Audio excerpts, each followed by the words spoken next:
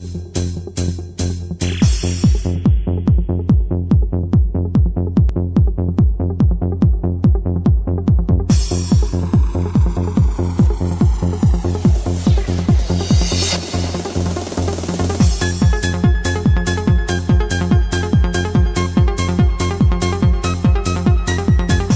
buenas noches, queridos hermanos y hermanas que nos acompañan en su programa T3.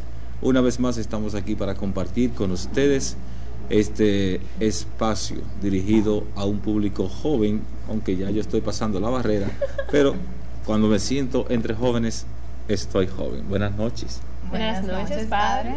¿Cómo se sienten? Todo bien, gracias a Dios. Ay, bien, qué bueno, tenemos visita en el día de hoy.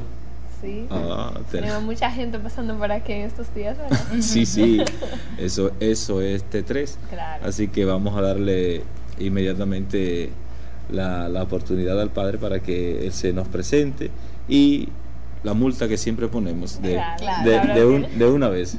Es así. Buenas noches, padre. Buenas noches para todos los televidentes. Pues me agrada poder compartir con ustedes y les agradezco de antemano la posibilidad que me dan de poder compartir esta experiencia espiritual con todos ustedes y con todos quienes nos están viendo a esta hora. Así es, seguimos con los invitados de Sudamérica. Sí. Y ahora desde Colombia, porque hace poco teníamos dos invitados de dos países de Sudamérica, ahora otro país seguimos de Sudamérica, y bueno, entonces nos van a decir, pero traigan de otro lado el continente. Pronto. Pero así es, padre. Entonces, como ya le acabo de decir, pues hoy le toca a usted cumplir con la multa que le toca a todos los invitados. Con mucho gusto. Bueno, en la presencia de Dios nos colocamos en el nombre del Padre, del Hijo, del Espíritu Santo. Amén. Amén. Amadísimo Señor, te queremos dar gracias, pero de manera particular queremos suplicar que derrames tu Espíritu a través de este espacio y que puedas bendecir a cada uno de los televidentes que comparten este espacio, le puedas a través de este programa, puedas llegar a sus corazones, pero sobre todo puedas sembrar la inquietud en sus espíritus, que puedan encontrar alguna respuesta.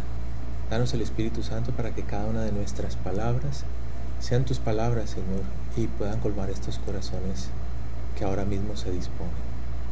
Todo esto te lo pedimos, Padre, por el mismo Jesucristo nuestro Señor. Amén. Amén. Bueno, como avisábamos la semana pasada, en el día de hoy vamos a hablar de un tema un poco peculiar. Un poco extraño. Sí, extraño, sí, más o menos es la palabra correcta, un poco extraño. Vamos a hablar sobre los estigmas.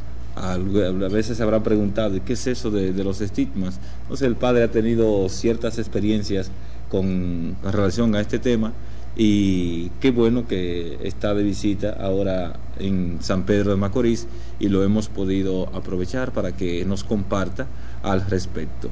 Nosotros ahora, como de costumbre, vamos a nuestra primera pausa y en breve retornamos.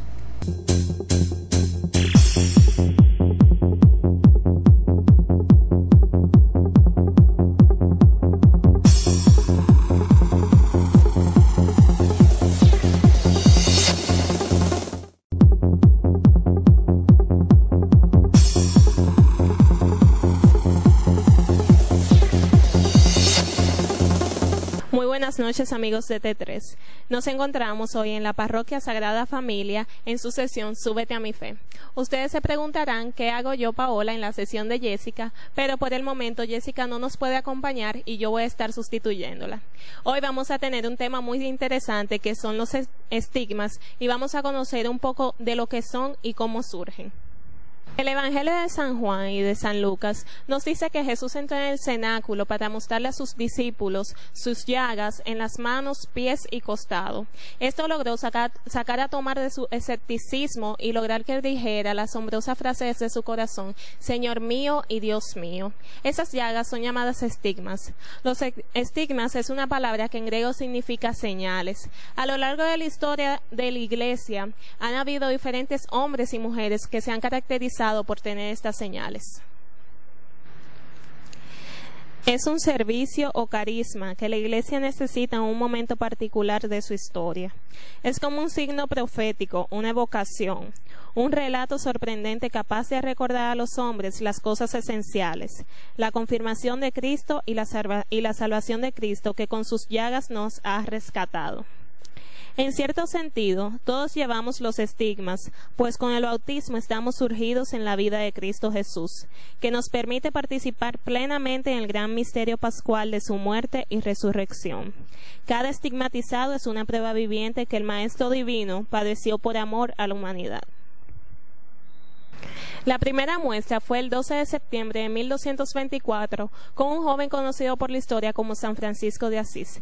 Otro estigmatizado muy conocido es el Padre Pío de Pietrelcina, que duró 53 años con dichos estigmas y perdía diariamente 2 tazas de sangre. Estas heridas nunca se le infectaron ni presentaron supuración.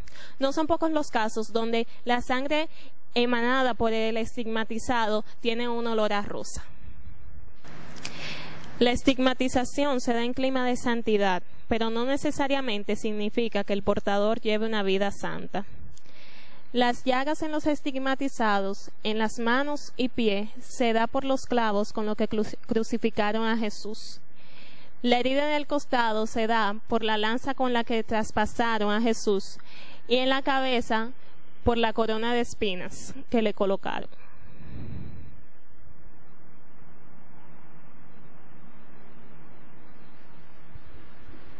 Hasta aquí su sesión, Súbete a mi fe. Nos encontramos en la parroquia Sagrada Familia y espero que hayan podido aprender acerca de este misterio de nuestra Iglesia Católica y que le haya gustado. Nos vemos la próxima semana en su sesión Súbete a mi fe.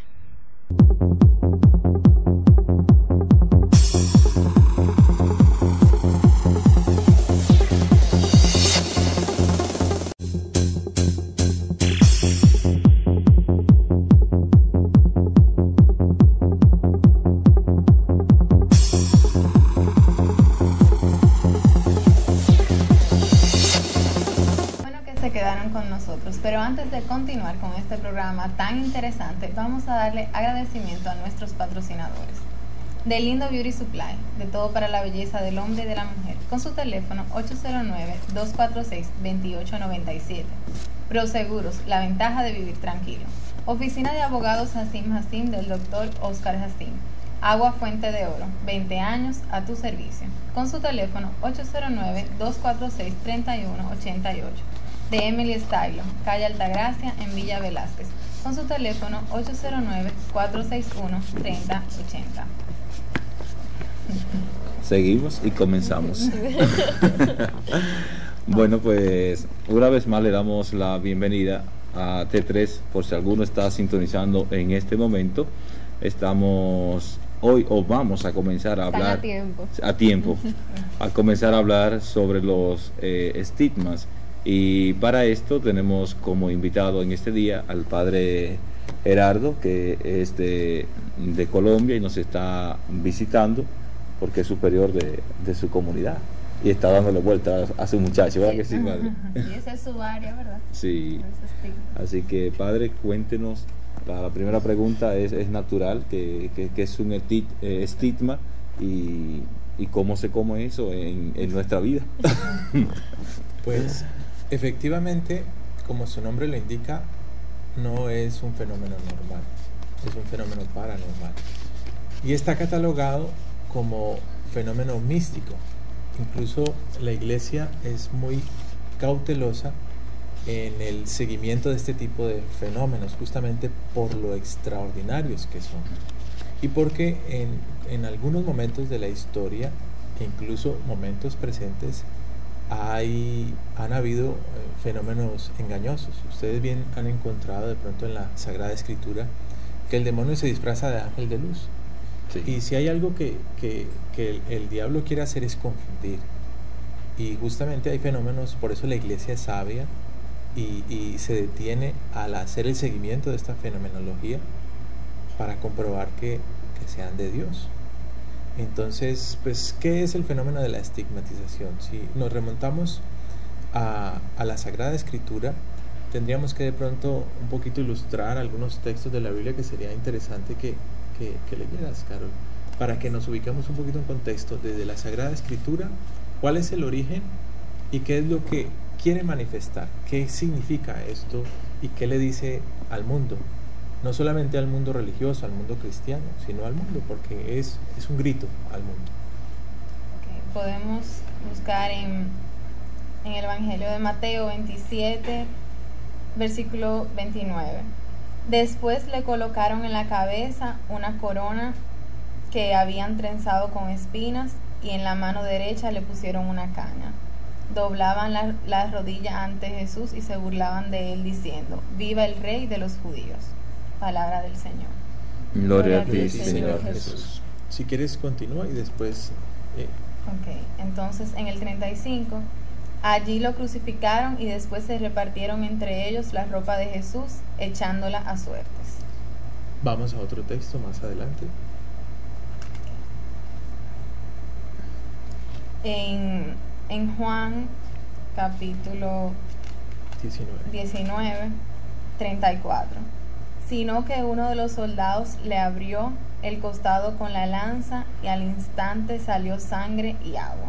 Palabra de Dios. Palabra del Señor. Entonces, como pueden darse cuenta, los estigmas hacen referencia a la experiencia visible que tuvo Jesucristo cuando entregó su vida por nosotros.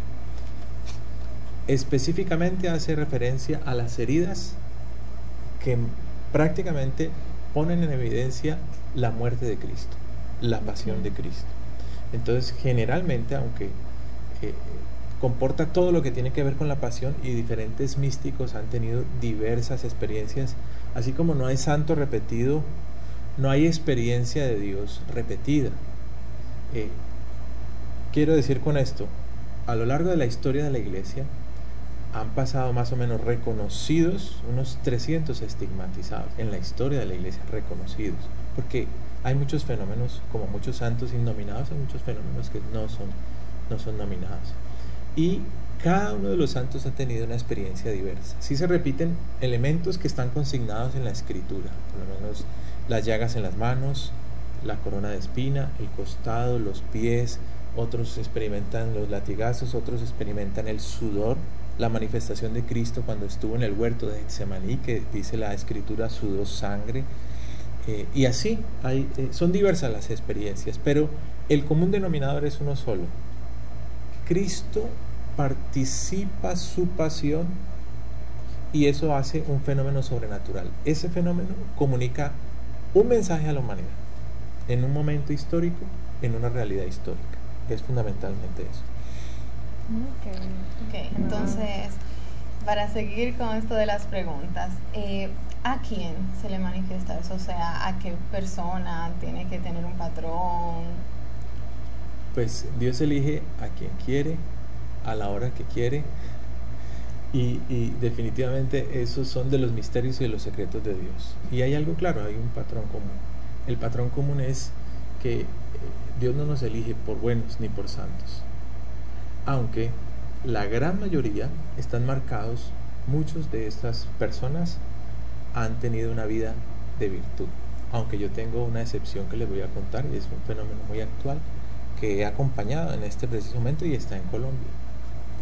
Este fenómeno es de una niña de 18 años, estudiante de Derecho, y que incluso por su experiencia ella no pudo continuar sus estudios, y ahora pues lleva una vida totalmente consagrada, como laica, como cristiana, como bautizada, pero totalmente consagrada a Dios. Pero ya llegará el momento de hablar de eso, ¿no? Yo tengo una preguntita.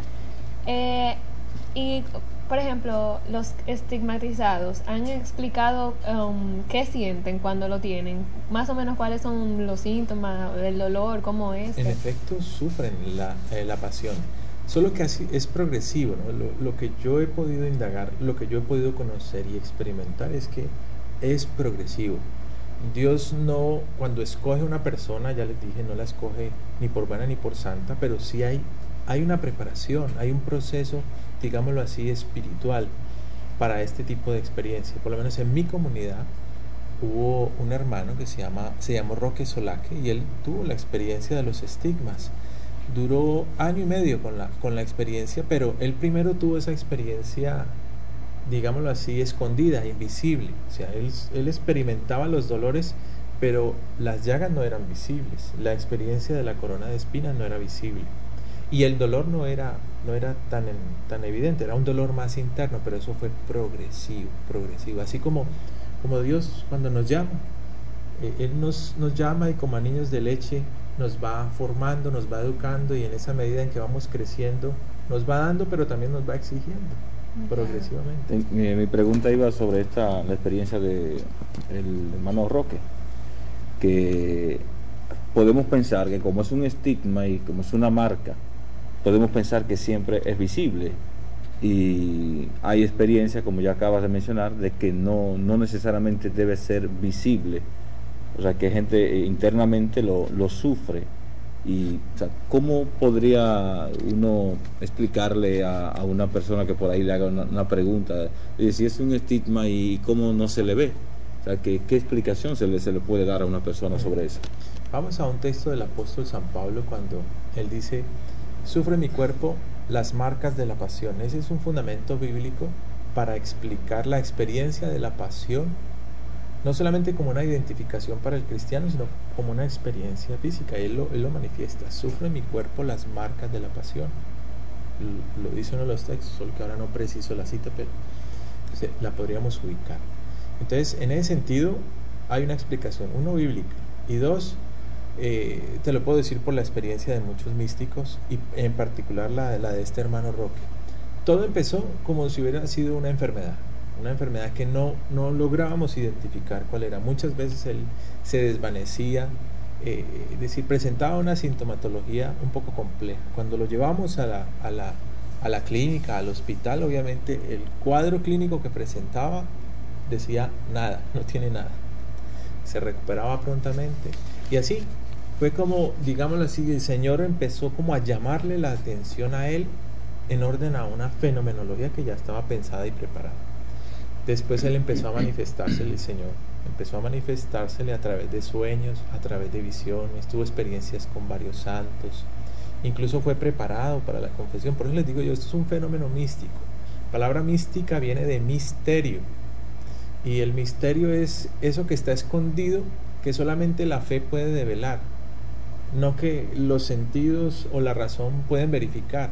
Es decir, está más allá de esto natural y sobrenatural. Entonces era algo inexplicable, o sea, que tú pudieras verificar o comprobar como lo hace la ciencia. Y entonces, en ese orden, progresivamente él ya sabía, pero la comunidad no lo sabía. Cuando tiene la experiencia de la manifestación visible, él obviamente pasó toda la noche en vela y se fue para el oratorio, y justamente en el oratorio él tiene la experiencia. Dice que un ángel vino a él y le traspasó sus manos. Esa fue la primera experiencia. Okay. Cuando amaneció, lo encontramos obviamente en su cama, todo ensangrentado, y obviamente sorprendió a muchos, pero en ese entonces al superior lo sorprendió más y no le creyó. Pero estamos hablando que es un caso reciente, porque su comunidad no es vieja. Sí, no, eso estamos hablando de unos 12 años aproximadamente. E incluso hay un padre de familia también que se formó con la espiritualidad en la que nosotros nacimos, y él es misionero, tiene su esposa y tiene sus hijos, y él vive la experiencia, y él dice que la experiencia la vive, y su ofrenda la vive en orden a la santificación de las familias. Esta niña que les hablo, que está también en Colombia, tiene 19 años. De igual manera, ella se le ha pedido que viva su ofrecimiento por la salvación de los jóvenes. Bueno, una de las cosas que he visto en esta literatura que nos envía siempre el cerebro, sí. Una de las cosas que he visto aquí, que los estigmas pueden ser sangrientos o no, y ya eso se explica por lo de visible o invisible. Exacto. Pero también pueden ser permanentes o pueden ser pasajeros, así que como los transitorios. ¿Qué explicación podría haber en esto de que uno le dure para toda la vida? Por ejemplo, como el Padre Pío, que le duró 30 como años, más de 30 años, 50 años, y otros que quizás pueden durar muy poco tiempo. Exacto, pues obviamente eso está dentro del misterio de Dios y dentro de la voluntad de Dios. Pero lo que sí les puedo decir, la experiencia por lo menos del hermano Roque, lo que el Padre Pío vivió en 50 años, dicen ustedes, él lo vivió en año y medio. Una experiencia fuerte, muy fuerte, pero como te digo, fue progresiva. Empieza invisible, después se hace visible y después se hace más intensa. Cuando empezó era esporádica, sangraba y volvían y cerraban las heridas. Hubo un momento en que esas heridas quedaron permanentes y ya entonces tienen que usar mitones, que son unos guantes especiales. Y en la medida en que va progresando la experiencia, incluso van tornándose unos olores, unas fragancias extraordinarias. Tú no encuentras en este mundo fragancias de ese tipo. Wow. Y lo más en vez de hacer lo contrario. Exacto, de oler mal. Lo hermoso de la experiencia es que, a pesar de que es dolorosa, es experimentar, es un reflejo de la pasión. Jesús participa su pasión con estas personas. A pesar de ser tan dolorosa la experiencia, para ellos es una experiencia gozosa. Sería esto como quizás la misma pasión de Jesús, que comienza en un momento y a medida que va pasando ese proceso de la pasión, se va intensificando el dolor en su cuerpo.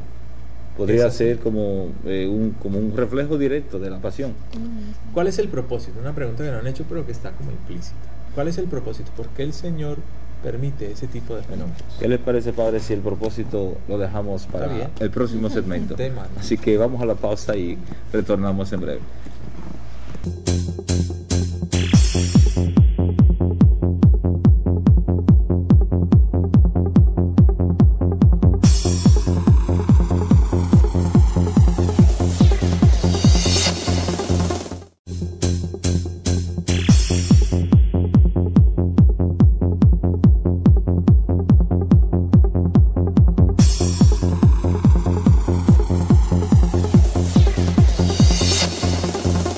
Seguimos en tu programa T3, pero antes de continuar vamos a darle agradecimiento a nuestros patrocinadores. De Lindo Beauty Supply, de todo para la belleza del hombre y de la mujer, con su teléfono 809-246-2897. Proseguros, la ventaja de vivir tranquilo. Oficina de Abogados Hasim del Dr. Oscar Hasim. Agua Fuente de Oro, 20 años a tu servicio. Con su teléfono 809-246-3188. De Emily Stylo, calle Altagracia en Villa Velázquez, con su teléfono 809-461-3080.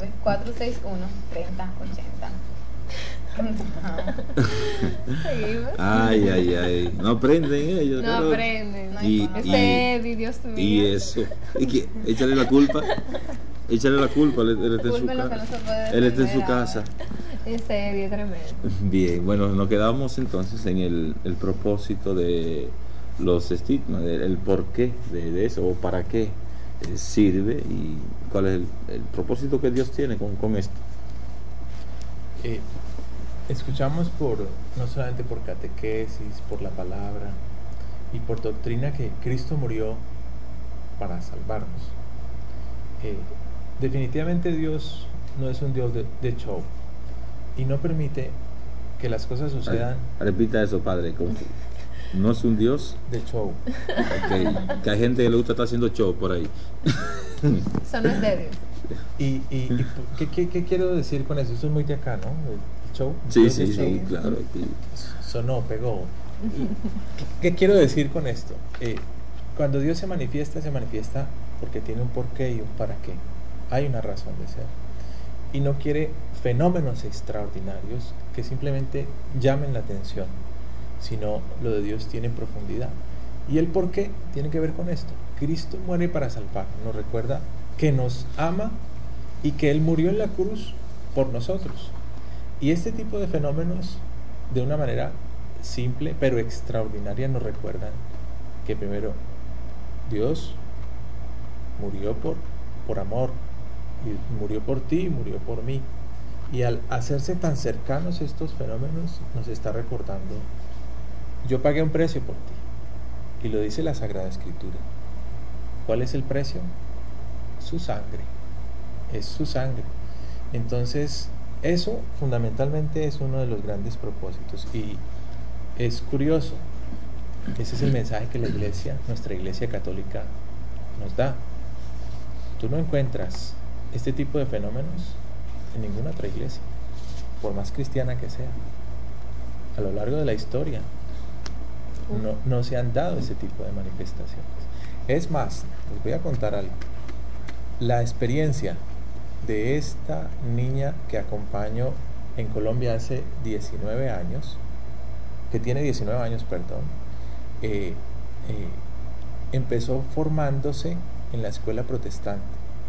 Dejó la escuela protestante, ella hasta este entonces no tenía ninguna experiencia, dejó la escuela protestante y empezó a tener la manifestación, pero su manifestación surgió como una enfermedad. Y el caminar con ella lo iniciamos desde aprender a orar, a amar a la Santísima Virgen, a amar los sacramentos, a amar la iglesia. Y a partir de allí, toda su experiencia se fue desarrollando. Y hoy es una fiel de la Iglesia Católica, obediente a su Iglesia Católica, y está entregando su vida, porque esa experiencia, cada experiencia es una entregar su vida por la salvación, en este caso de los jóvenes y de su iglesia particular. Es interesante, padre, ese puntito que usted acaba de decir, de que no se encuentra en otra parte que no sea en la iglesia católica. Y yo pensando aquí rápidamente, creo que nos habla eso, nos confirma la plenitud de la gracia en la iglesia católica, porque eso también es una manifestación de la gracia de Dios a su pueblo. Sin lugar a dudas, mira que el Concilio Vaticano II dice, no niega que en otras iglesias cristianas hay salvación, pero dice, en la iglesia católica está la plenitud, usando la misma expresión que usa el Padre Ángel, la plenitud de los medios de salvación. Entonces, eso es importante tenerlo en cuenta. Aunque es curioso, ¿no? Nuestros hermanos cristianos separados, o hermanos cristianos no católicos, a ella le dicen que está endemoniada. No me sorprendes. Si estuviera aquí le dijera lo mismo también. Que es un lenguaje universal. Entonces, a raíz de eso que usted acaba de decir, me surge una pregunta. ¿Cómo la iglesia diferencia? Yo tenía esa misma pregunta. O sea, exacto, porque sabemos que sí puede darse, supongo que hay muchísima falsificación, claro. Entonces, ¿cómo la iglesia se da cuenta que es real? De hecho, voy a dar un nombre y ustedes lo encuentran incluso en internet. Hay un italiano, se llama Giorgio Bongiovanni. Su experiencia, a pesar de que él argumenta que es una experiencia cristiana y de Dios, su experiencia está más ligada con la nueva era, y él tiene una confusión. Por eso la iglesia no es tan rápida en hacerse juicios con ese tipo de fenómenos. Primero que todo, no los busca, los fenómenos sobrenaturales, porque la fe no puede estar cimentada en ese tipo de fenómenos. No desprecia los dones o los carismas, pero la fe, el fundamento de la fe no. Y si quieren un fundamento bíblico está cuando Jesús tiene el encuentro con, ¿quién fue el que dudó de los apóstoles sobre Tomás. ¿Y qué es lo primero que hace Jesús cuando él duda? ¿Recuerdan? Le dice, mira mis manos, mira mi costado. ¿Y por qué les muestra, mira mis manos y mira mi costado? ¿Por qué creen que lo hace? Les muestra su identificación. Les está diciendo, yo morí por ustedes, yo pagué el precio por ustedes. Y les muestra, estas son las pruebas de que morí por ustedes. Sin embargo, le dice algo que es fundamental. Cuando Tomás reconoce, le dice, Señor mío y Dios mío. Y Jesús le replica, porque has visto, has creído. ¿Qué más dice? Dichosos los que creen sin haber visto. Los que creen sin haber visto. Es decir, no es que niega la experiencia sensorial, no niega la fenomenología, sino que nos lleva más allá del fenómeno. No podemos quedarnos en el fenómeno. Por eso nuestro Dios no es un Dios de show. Okay. Wow. Y es dichoso, la felicidad no está en el ver, ni en incluso en tener dones, carismas y esa fenomenología, que la da Dios porque Él quiere. Y no se niega que exista en la iglesia. Pero el fundamento de nuestra fe no está, no puede erradicarse. Y incluso, padre, en la la doctrina filosófica de la fenomenología de Bertrand Husserl habla precisamente de eso. O sea, el fenómeno es lo que se ve, pero lo esencial es el número, como él le llama, o sea, es lo de adentro. O sea, que lo que uno ve son accidentes. Lo esencial es lo que está dentro. Y el esfuerzo está en creer en lo que no se ve, porque bueno, lo que se ve ahí está. Bueno, lo dice el autor de la carta a los hebreos, lo dice claramente, que ya si tú ves algo ya no necesitas tener fe en eso, no necesitas eso no es fe, esperarlo, porque la fe es precisamente lo que tú no puedes ver. Claro. Bueno, hay muchos santos que ya se han mencionado. Aquí en este texto nos habla de unos 250 casos de santos y beatos que han sido ya comprobados los estigmas. Quizás pueden haber más de que no hayan sido canonizados, que incluso sean santos aunque no estén canonizados, pero algunos famosos de santos, por ejemplo San Francisco de Asís, que es el primero que se tiene en el registro de los estigmas. Quizás hubo otros antes que él, pero la historia es así, a veces no se escribe en el momento y después se pierde también muchas cosas. Hay otros santos, mencionábamos al Padre Pío de Pietrelcina, así lo que sabe en italiano. Habla en italiano. Claro que sí. Mira, aquí yo tengo otros santos también, a Santa Rita de Casia y Santa Gema de Galgani, Santa Faustina. Esta Faustina es la de ¿cómo se llama? De la que se le apareció el Señor de la Misericordia. El Señor de la Misericordia, que tiene una espiritualidad tremenda aquí en la República Dominicana y en el mundo, porque he ido por otros lugares. Sus estigmas fueron invisibles, ¿no? Invisibles, sí, fueron invisibles. Y muchísimos otros santos más que tienen esos estigmas, y eso yo creo que nos habla de una u otra manera de cómo la gracia de Dios se va manifestando en el hombre, y como los mismos milagros de Jesús acompañaban su predicación, también son signos para que el hombre de hoy, que muchas veces se niega a creer, pues también crea, porque aunque no es un Dios de show, pero si hay un refrán que o dice que para muestra, un dicho, aquí decimos que para muestra basta un botón. Claro, la iglesia tiene siempre que comprobar eso, porque no es porque salió y ya, porque claro. yo he visto fenómenos paranormales en la televisión y después demuestran que no es lo que se pretendía que era, y la iglesia por eso es muy cauta en eso. Así es, entonces son signos de la misericordia que no garantizan, escuchen bien, los dones, carismas y fenómenos místicos. Son gracias gratis dadas en orden a la santificación del pueblo de Dios, pero que no garantizan la santidad del que los tiene. Entonces, ¿qué es lo que la iglesia observa? La vida de virtud. Es la vida de virtud, que son medios que nos acercan justamente al misterio, pero definitivamente, como cada uno de nosotros, bautizados, en el caso del Padre y mi persona, ordenados, son gracias, son dones de Dios, son órdenes de Dios en este caso, pero nosotros debemos ponernos a la altura justamente de lo que recibimos, y por eso cada ministro, cada una de estas personas llamadas por Dios con un fenómeno tan extraordinario, pues definitivamente lo que la iglesia mira es su vida de virtud, no el fenómeno, su vida de virtud, su vida de santidad. Así es. Una de las preguntas que se le hizo a Tito Paolo Seca, que es un profesor de espiritualidad, en una entrevista que se le hizo en CENIC por el año 2001, pues en esa entrevista se le preguntó por qué el Señor da esta gracia a ciertas personas, y él respondía que esto era como un signo profético, que era como una misión que tenía ese individuo al que se le daba esta gracia, para que, como usted apuntaba, padre, ahorita, hablar en un momento dado de la historia como una necesidad. Usted lo comparó con los carismas, y el carisma pues es eso, es una respuesta a una situación que amerita una respuesta clara a cualquier situación en la vida de la iglesia. Y Tito Paolo Seca pues parece que está en la misma línea de lo que usted acaba de decir, porque es como una respuesta a una necesidad en la iglesia.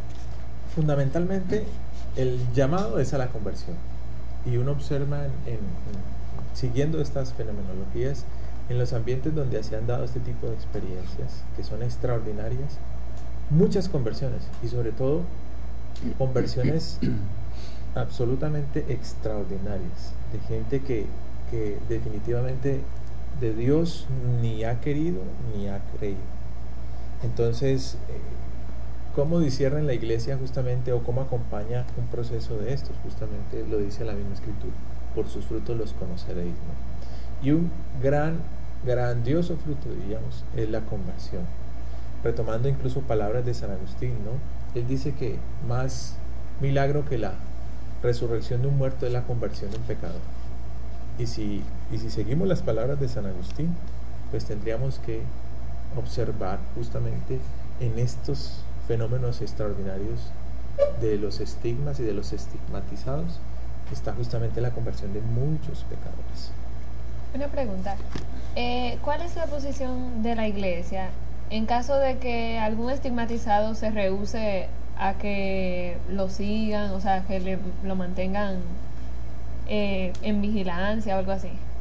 Pues realmente los estigmatizados son personas que deben vivir su experiencia muy escondidos, muy silenciosas.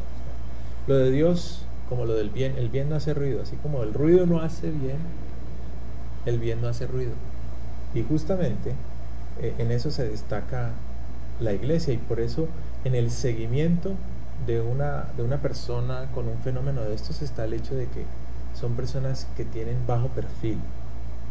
Por eso decíamos esto del show, que gustó tanto. Bajo perfil, no buscan protagonismo, no llaman la atención. Son personas que viven en el silencio, en la sencillez y en la humildad su experiencia. Pero más adelante les voy a precisar otros detalles que la iglesia observa y verifica, entre otros la obediencia a la iglesia. Y muchas de estas personas han tenido que ser sometidas, incluso pruebas de obediencia, a ser calladas o simplemente a vivir su experiencia exageradamente silenciosa. En el silencio. Bien, pero para esas cosas que usted tiene ya puntualizaciones que la iglesia verifica, vamos a verla en la parte final. Ahora no nos vamos al silencio, pero sí nos vamos a una pausa.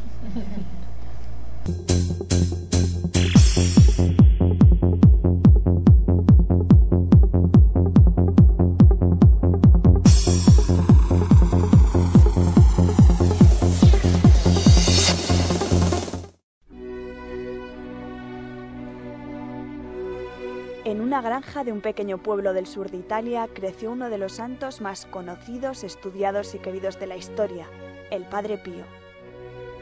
Se llamaba Francesco y nació el 25 de mayo de 1887. Sus padres, que eran cristianos, no se sorprendieron cuando al cumplir 16 años decidió hacerse capuchino. Con 23 años fue ordenado sacerdote. No pudo entrar en el convento hasta 6 años después, debido a su delicada salud. Cuando ingresó en el convento italiano de San Giovanni Rotondo, su principal labor fue la confesión, a la que llegó a dedicar 14 horas al día. Ahí, en la vida religiosa, se hizo santo.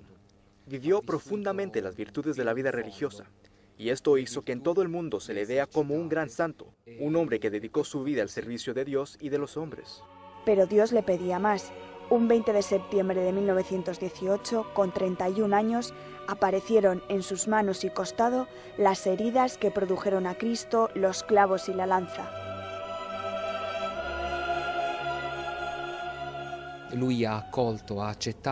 Él aceptó esta participación en la pasión de Cristo, pero para él no hacían falta estas señales externas.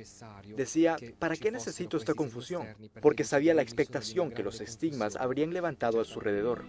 La difusión de los estigmas, su ayuda a las personas que se acercaban a San Giovanni y los milagros que se iban conociendo provocó que miles de personas acudieran a él. Además, recibía cientos de cartas pidiéndole ayuda cada día. Los hermanos de la orden tuvieron que ayudarle a leerlas. Casi no descansaba, pero era feliz. Sin embargo, para evitar malentendidos, el Vaticano le pidió que llevase una vida apartada, y él obedeció. 11 años después, el Papa Pío XI permitió que retomase su labor pública y recibió a católicos y no católicos. Cuentan que una persona se acercó al Padre Pío para que le ayudase en la construcción de un gran hospital. Era un médico o ingeniero. Le decía, yo no soy creyente.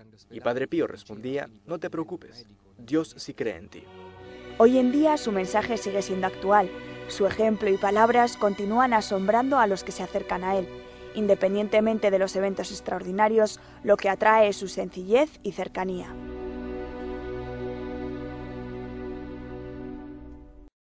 Qué bueno que se quedaron con nosotros aquí en su programa T3 y ya vamos a finalizar con este programa interesantísimo de los estigmas.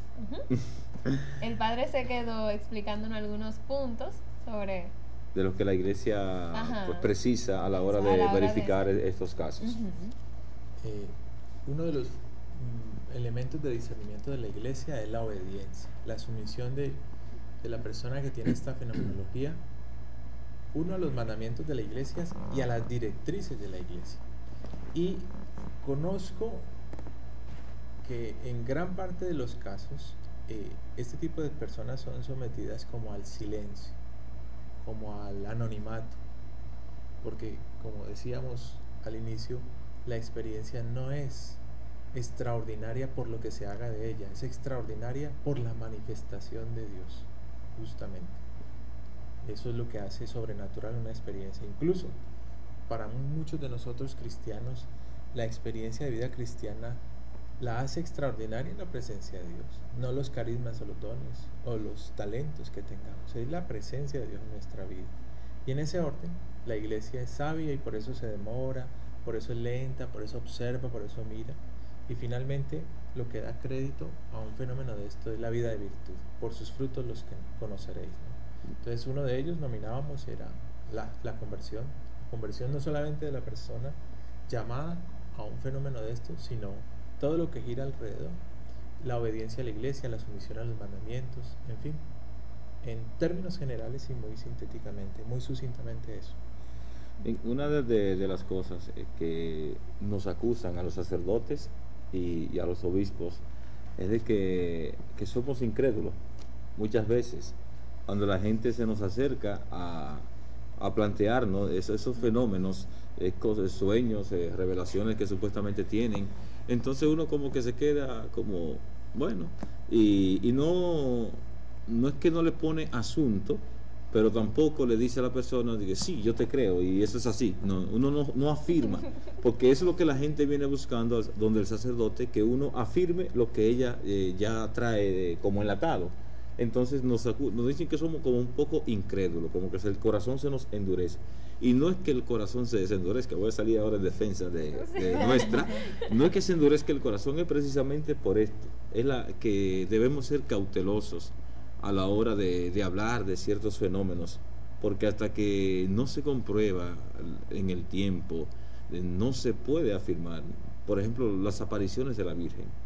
A cada rato sale por ahí en el periódico o ponen una foto en internet que en un palo que hay una imagen de la Virgen, o que en un plato o con el piso. Óyeme, no se puede creer todo lo que anda por ahí. Entonces, uno no puede decir, bueno, sí, eso es verdad. O sea, la iglesia tiene que dar un tiempo, investigar y ver qué va a pasar para poder reafirmar eso. Por ejemplo, las grandes apariciones como la de Fátima, eso no se aprobó de una vez. Eso duró un proceso larguísimo.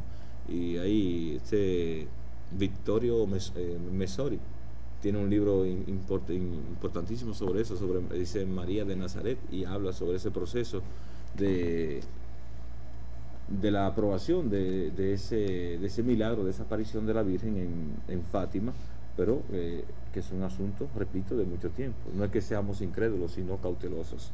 Eso se llama prudencia, la prudencia de la Iglesia, pero que hay que diferenciarla, ¿no? Existe todo. Si ustedes observan la vida del Padre Pío, obviamente el Padre Pío vivió el sufrimiento de la duda, pero justamente ¿dónde estuvo la virtud del Padre Pío? Como la sumisión a la Iglesia, la obediencia a la Iglesia y sobre todo la humildad con que asumió prácticamente la persecución, entre comillas, pero tenemos que entenderlo todo como parte del proceso de la experiencia que vivir una persona llamada a vivir una experiencia de esas, porque lo otro es justamente la duda, que efectivamente si nos vamos al magisterio de la Iglesia, no es artículo de fe que tú creas en una revelación privada o en una manifestación mística.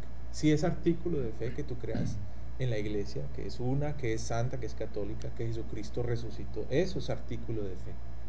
Esto no es artículo de fe, pero no significa de porque no sea artículo de fe, luego no es motivo u ocasión para que yo peque. Si yo no creo, tenemos que mirar la otra parte, que Dios, a pesar de que es Dios, llama por muchos medios y está tocando a las puertas por muchos medios. Y por eso observamos una manifestación extraordinaria y sobrenatural a través de dones, carismas, talentos, fenómenos místicos. Pero recordemos, ¿cuál es la tarea de estos fenómenos en la fe? El Catecismo numeral 66 y 67, ¿qué dice acerca de las revelaciones privadas?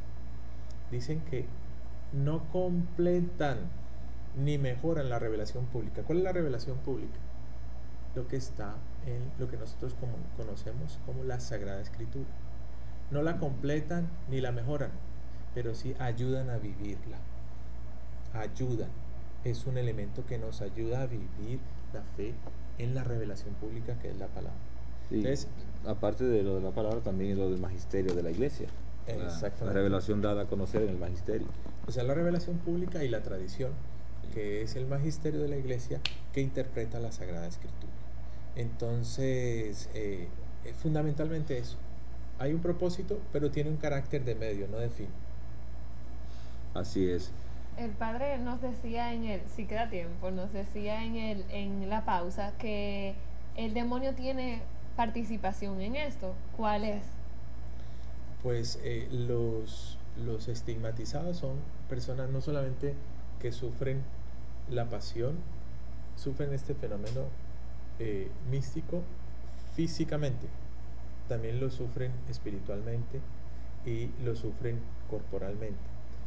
¿Qué no quiere Satanás justamente de ellos? Porque el llamado a cada uno de estos místicos es a que se conviertan en una ofrenda y ese sacrificio lo ofrezcan por la salvación de las almas. Eso es lo que menos quiere el enemigo de Dios. Y entonces justamente todo el tiempo, de muchas maneras, en las diversas manifestaciones, busca persuadir a estas personas para que renuncien a esa ofrenda. Y entonces yo fui testigo, en este caso el hermano Roque, a él lo tiró de un segundo piso. Una vez le llevamos la comunión. Wow. Pues les cuento esto para que esto no es una invención mística o mitológica. Le llevamos la comunión y después de que le llevamos la comunión, él estaba impedido obviamente en su cama. Cerramos la puerta, apenas cerramos la puerta, lo colgó de la ventana, tenía la comunión aquí en la lengua y lo colgó de la ventana para que no comulgara. Cuando oímos el estruendo, intentamos abrir la puerta, no podíamos, hasta que logramos abrirla, inmediatamente él cayó. Para contarles un fenómeno del que fuimos testigos. Y como esos fenómenos, muchos, pero muchísimos. No acabaríamos, les cuento. Bueno, así terminamos fuerte hoy.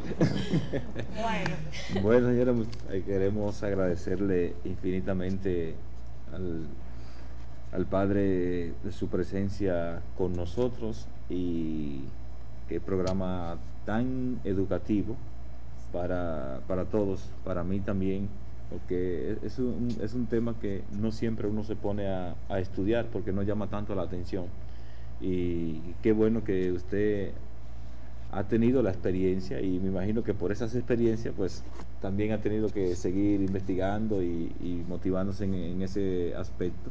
Así que le agradecemos infinitamente su presencia, su experiencia, su enseñanza para el público de T3, y que nos ve no solo en el día de hoy, sino que también nos ve a través de la internet, y que cualquier día pues se pueden ver. Carol, hay que despedirse, señora. Así que el próximo tema y todo lo demás. Sí, bueno, el próximo tema es la amistad y los amigos. Y nos pueden encontrar en Facebook como dios.t3 @hotmail.com, en Twitter como programa _T3.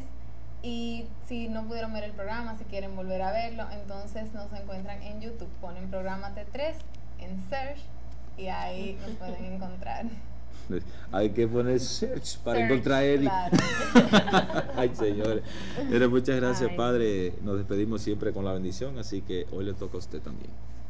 Bueno, gracias a ustedes por la invitación, y pues vamos a ponernos en manos del Señor, particularmente todos aquellos que están detrás de cámaras, es decir, que están viendo este programa, y simplemente suplicarle al Señor que por los méritos de su pasión y de su entrega y de su sangre, hoy muchos de los que en este momento están viendo este programa puedan recibir esa bendición que Dios ha soñado y sueña para cada uno de nosotros. No podemos olvidar que el precio que Dios ha pagado por cada uno de nosotros ha sido su sangre. Es un precio caro. Él murió por ti, murió por mí. Y esta bendición que vamos a enviar justamente nos va a recordar, por eso es la señal de la cruz, nos recuerda que ese precio que pagó Dios por nuestra salvación y nuestra felicidad no fue un precio barato. Por eso, amadísimo Señor, impregna estos corazones, estas conciencias, estas mentes, estos cuerpos de tu presencia, de tu misericordia y de tu amor. Envíanos, Señor, tu bendición, y que la sintamos en nuestras vidas, que sea la del Padre, la del Hijo y la del Espíritu Santo. Amén. Amén. Y recuerda, A ti también te ama. te elige. Te llama. Esto es T3. T3. Hasta la próxima.